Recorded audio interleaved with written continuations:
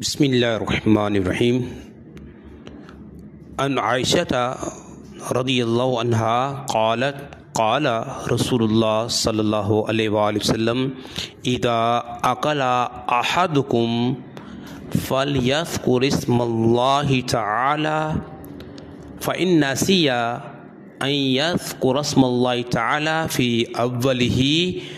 فلیقل بسم اللہ اولہ و آخرہ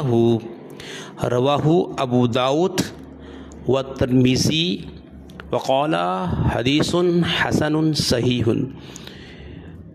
حضرت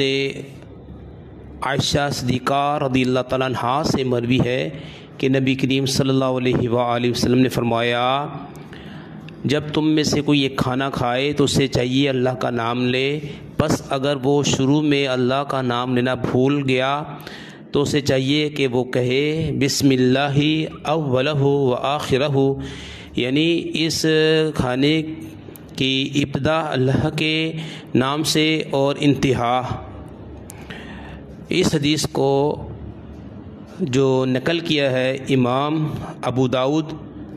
سلیمان بن اشعث نے سنن ابی داؤد کے اندر، اور امام ترمذی نے ابو عیسیٰ محمد بن عیسیٰ نے سنن ترمذی کے اندر، اور امام ابو زکریا یحییٰ بن شرف نووی شافعی نے ریاض الصالحین کے اندر۔ اس حدیث میں کھانے کے آداب بتائے گئے ہیں کہ اگر شروع میں بسم اللہ کہنا بھول جائے تو کھانے کے دوران یا آخر میں ایک بھی لقمہ ہو تو اسے چاہیے وہ کہے بسم اللہ